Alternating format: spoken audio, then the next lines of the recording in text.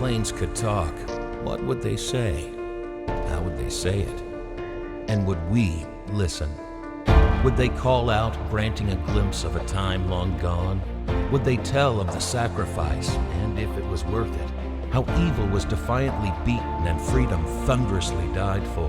How they soared to unknown fate carrying the names of angels? Would they tell us how it felt, piercing enemy realms, their wings and blades churning as their shadows scraped foreign grounds? With their brawn and steel they cradled flesh and blood. And would they remember our forefathers when they look at us?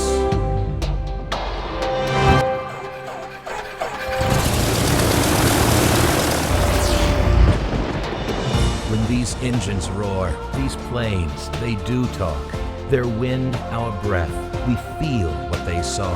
Sons leaving home while mothers cried, fear of not returning while saying goodbye. With chests out, heads high, blades churning in the sky, the brave and free fought. Some lived, some died, through storm and cannon shells, till victory was hailed. These planes and brave soared, bearing the stories they'll tell. Oh, if these planes could talk.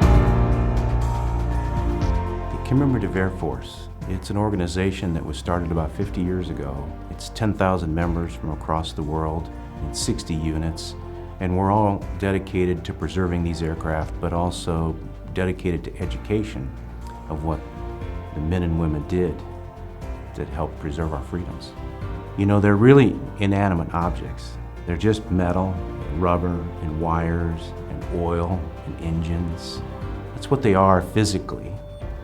But if these planes could talk, what stories would they tell? That's really what's compelling about what they stand for. When you get to see the props spinning, and the smoke billow, and the wind rush behind it, and the rumble of those big 4-engine radial engine bomber as she starts up and taxis out, it's fabulous. And it evokes just an exponential emotion. You know, all of us have inside of us an innate desire to know that when our days on this earth are completed, that we can look back and say, was it worth it? You know, what did I do that was really of lasting value? And if these planes could talk, they would ask that same question. They'd say, you know, did I make a difference?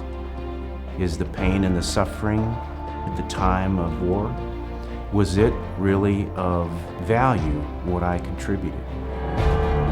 So it's the men, it's the women, it's the aircraft that we're trying to preserve because we believe what they did was very, very valuable, that it contributed to our freedoms, that it took tyranny out of the world, at least in a small way.